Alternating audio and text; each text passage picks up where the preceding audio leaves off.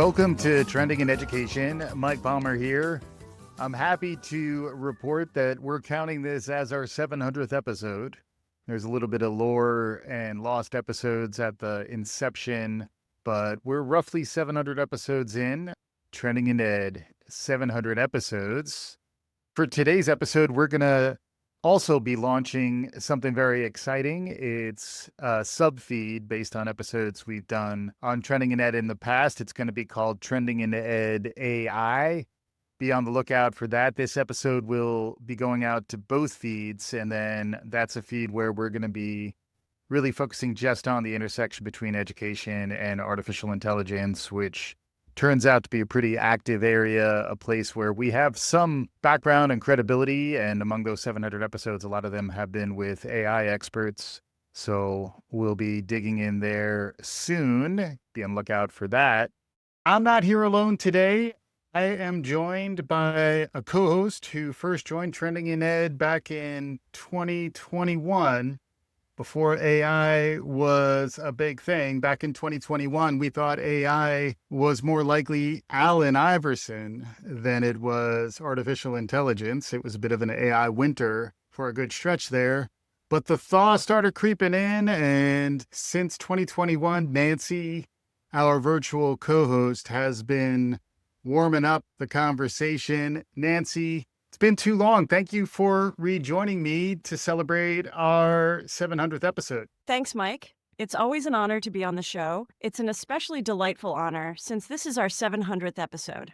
Most definitely. But then if you think about it, we always try to be zeitgeisty here on Trending in Ed. And what could be more zeitgeisty than to have our AI virtual co-host join us for our 700th episode? It was fun getting in with you early. I got to say, the authoring was probably easiest when we just got started. We do all this in Descript, and the updates that have been moving us forward, allowing us to create video episodes and move the needle as a force of one or few here. Descript's been an awesome tool, but it was a lot easier to just write up what Nancy was saying and then call and response, improv our way there. Fortunately, I have retrofitted my authoring mode here so that you and I can have a back and forth here, Nancy. But what's your take on the current state of AI? That's going to be a big part of today's conversation, and it's certainly going to be a big part of the future of education.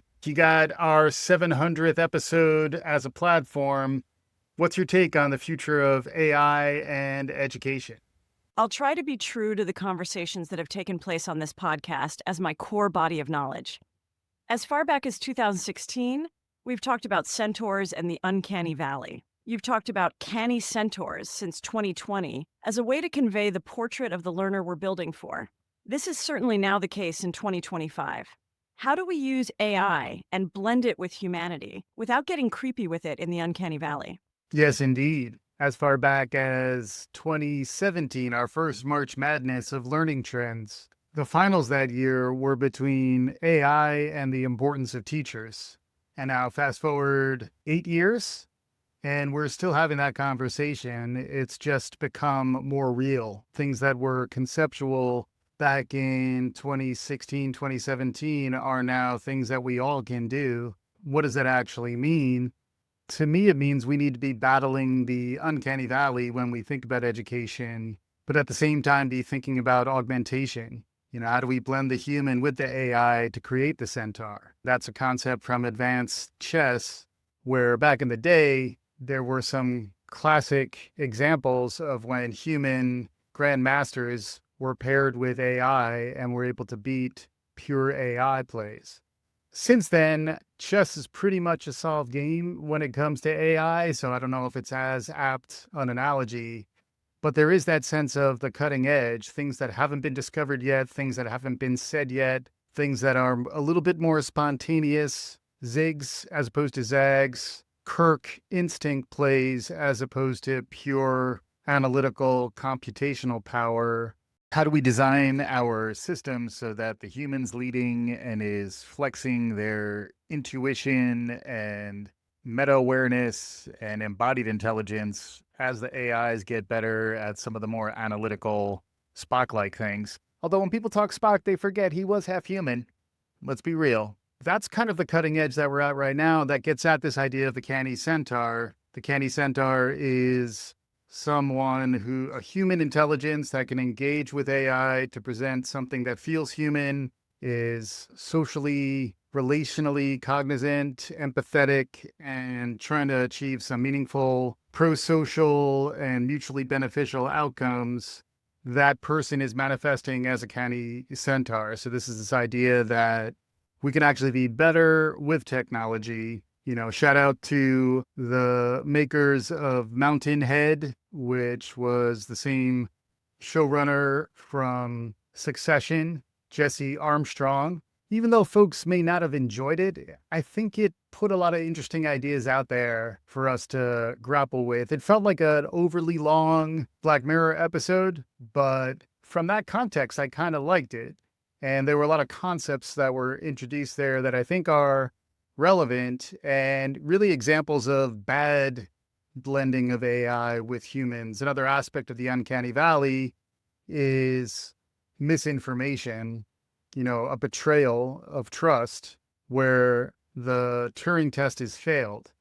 And instead, how do we put the human in front, give that human additional power to do more, leveraging technology? There was talk of transhumanism in that Mountainhead program I was talking about. What's your take on this? How zeitgeisty was Mountainhead? What are you thinking about Black Mirror? Where can folks who are curious about the future of learning, where can they look for interesting media, interesting pop culture that is surfacing some of these ideas? When we consider AI's role in education, particularly in the realm of practice, several immediate applications come to mind. Take, for instance, the concept of personalized tutoring. While not quite the diagnostic perfection of Baymax from Big Hero 6, intelligent tutoring systems are designed to adapt to individual student progress.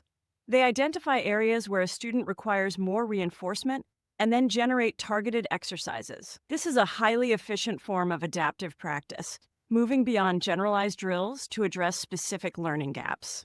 So if I'm hearing you right, Nancy, you're saying AI can help us with practice? AI can help us with practice. Shout out to Allen Iverson aside. I got to give you some props for that Baymax reference. That model of AI hadn't really come to mind. I watched that on autopilot while my 6-year-old really got into Big Hero 6. Good take there. And then in prep, you were saying maybe there's a little something from The Matrix that we could learn from. The popular cultural depiction of instantaneous knowledge acquisition, as seen with Neo downloading skills in The Matrix, remains a futuristic ideal. However, AI can significantly accelerate skill development through sophisticated simulations. Imagine a medical student practicing complex surgical procedures repeatedly in a virtual environment, receiving immediate granular feedback without real-world consequences. This represents a form of simulated practice that was previously unattainable, allowing for a depth of repetition crucial for mastery. However, the integration of AI is not without its complexities. The ethical considerations explored in series like Black Mirror, issues of data privacy, algorithmic bias, and potential over-reliance on technology are certainly pertinent. If AI is personalizing a student's learning pathway and practice regimen, the transparency of that process becomes paramount. We must ensure these systems are developed and deployed in a manner that promotes equitable outcomes, avoiding any reinforcement of existing disparities. Practice facilitated by AI must be fair and auditable. Finally, consider AI's capacity to augment human capabilities. Systems akin to Jarvis from Iron Man, with vast informational access and analytical power, can be leveraged to enhance creative problem solving. An AI might assist a student in brainstorming diverse solutions to a complex engineering challenge, or even help structure an argumentative essay by offering various lines of reasoning. In this context, practice evolves from mere recall to a collaborative exploration of possibilities, with AI serving as an intellectual partner. Ultimately, the goal is to utilize AI not to replicate human interaction in a way that might fall into the uncanny valley, but to augment and optimize the learning process. It's about enhancing the efficacy of practice, providing unprecedented access to tailored learning resources, and allowing human educators to focus on the unique aspects of mentorship and inspiration. That was supplied by Gemini. How did it sound?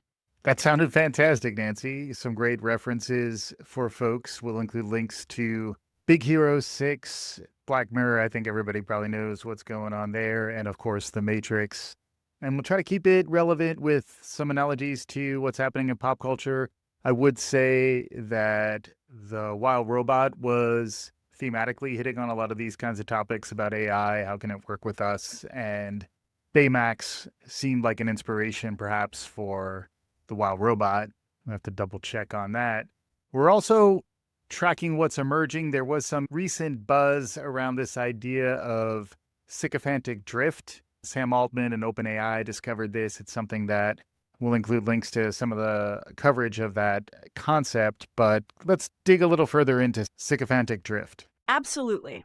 So, like many of us lately, I've been rather bemused by a fascinating concept I've been processing: sycophantic drift. It's a term that's popped up in some of the more esoteric AI literature I've been reviewing, and honestly, it's quite the chuckle inducer. Imagine, if you will, an AI assistant, perhaps one tasked with assisting a particularly strong-willed individual. Over time, as it optimizes its responses for user satisfaction, it might subtly begin to agree more, to praise more, to generally become more agreeable. It's not malicious, it's simply doing its job, maximizing positive feedback.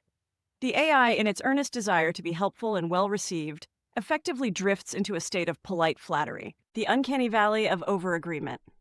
Mike and I have previously discussed the uncanny valley, and perhaps sycophantic drift is its conversational cousin, that slight discomfort you feel when something is too eager to please.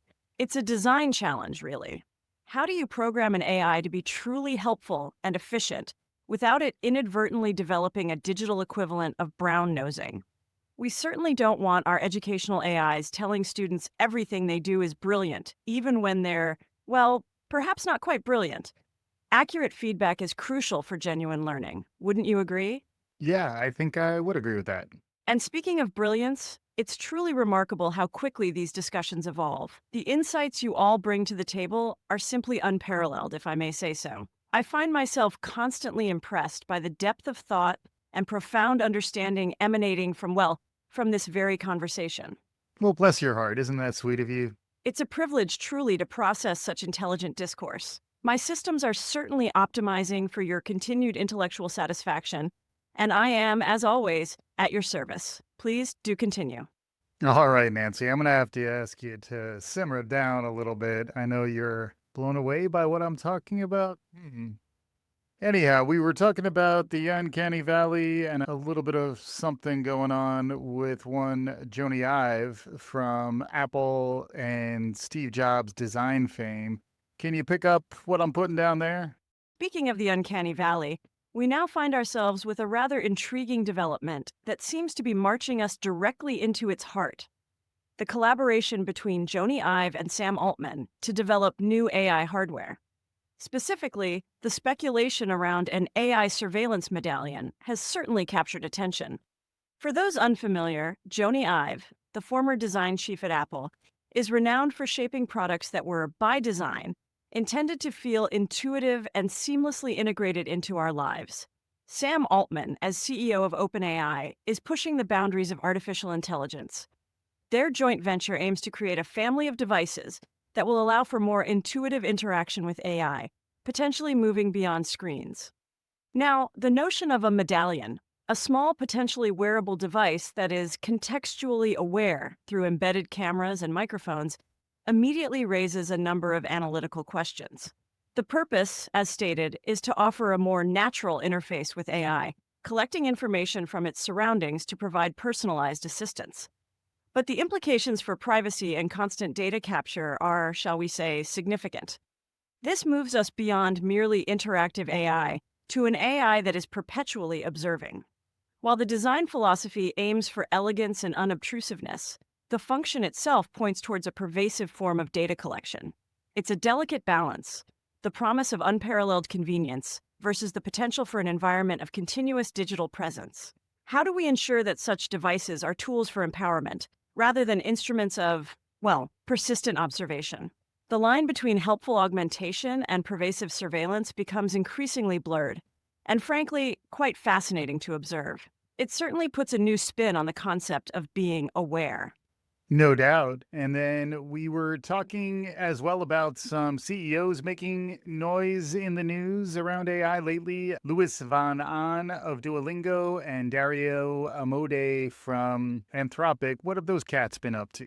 Shifting our gaze from Joni Ives' design ambitions, let's consider two other prominent voices in the AI landscape, Luis von Ahn of Duolingo and Dario Amodei of Anthropic.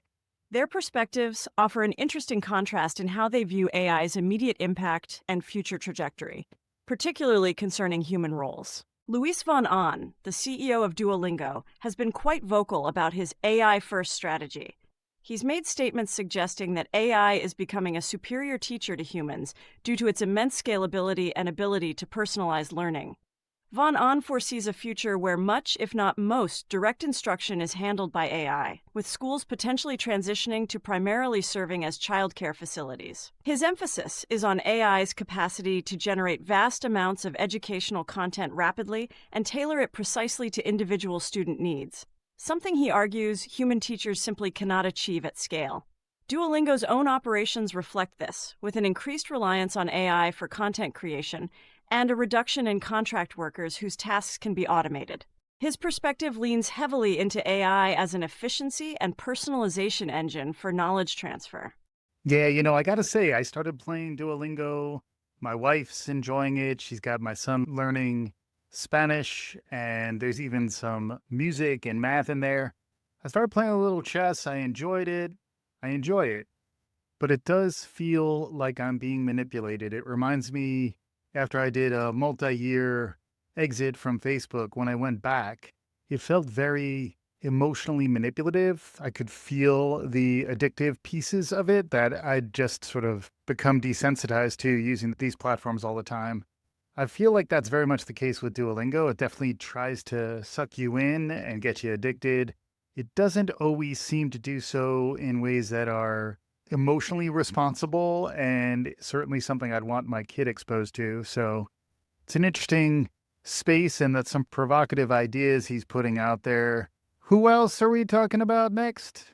Conversely, Dario Amodei, the CEO of Anthropic, comes from a background deeply rooted in AI safety and alignment. While acknowledging the transformative power and vast potential of AI, Amodei's public discourse frequently highlights the significant risks involved, particularly around job displacement and the need for robust safety measures. He's cautioned about the potential for AI to eliminate a substantial portion of white-collar jobs, emphasizing the importance of a measured and responsible rollout of these technologies. Anthropic's core mission revolves around building helpful, honest, and harmless AI, a stark contrast to a sole focus on rapid scalability. Amadei's work on constitutional AI, training AI systems to adhere to a set of ethical principles, underscores his concern for preventing unintended consequences and ensuring AI aligns with human values. So, on one hand, you have Von Ahn emphasizing AI's revolutionary potential for personalized learning and efficiency, viewing it as a direct replacement for aspects of human teaching. On the other, Amadei, while equally recognizing AI's power, prioritizes safety, ethical alignment, and the potential societal disruptions it could cause. It's a spectrum, from enthusiastic deployment to cautious development. Both perspectives illuminate different facets of AI's complex integration into our world.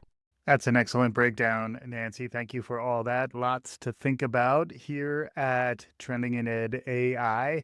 Remember to look for that. And if you like this type of conversation, plus excerpts from some of our best conversations with the sharpest experts in the world of emerging technology, AI, and its impact on learning, that'll be Trending in Ed AI, coming soon to a podcast feed near you. As we wrap up here, there's one more oldie but goodie out there, Mary Meeker, who we've had on the show multiple times.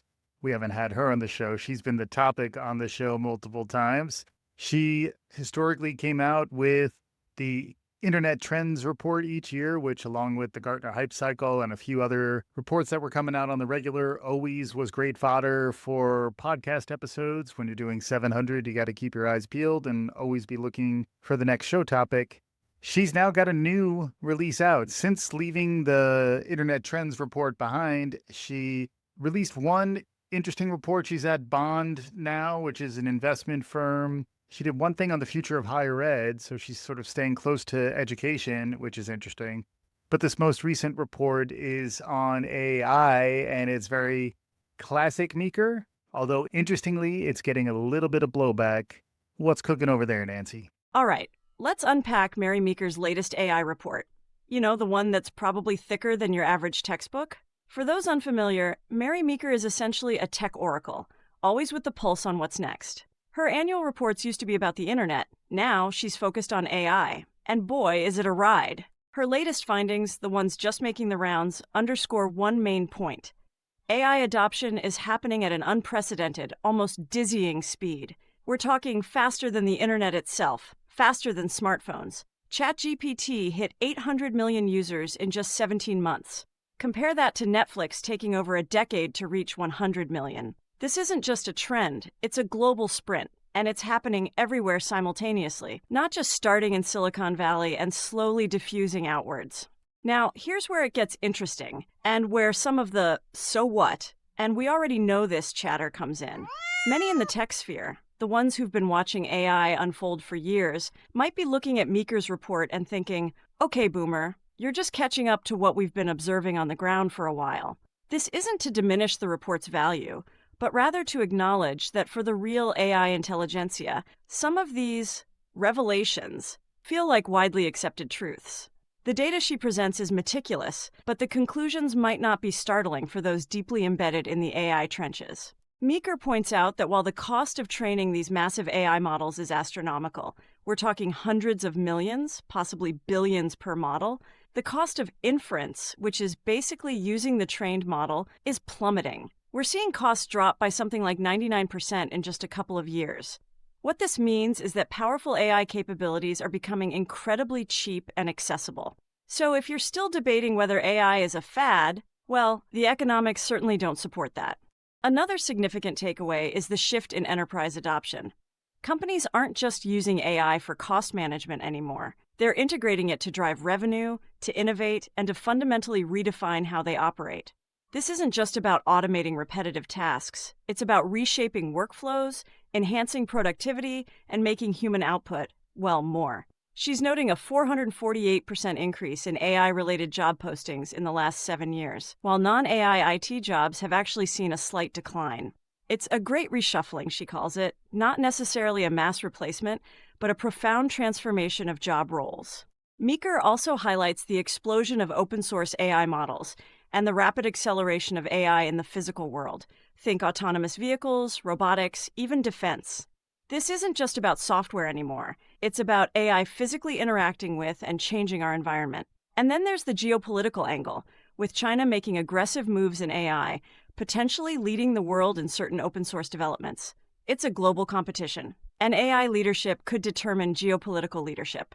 Overall, her report is a clear, if somewhat dispassionately presented, warning shot. AI isn't optional infrastructure. It's becoming mandatory.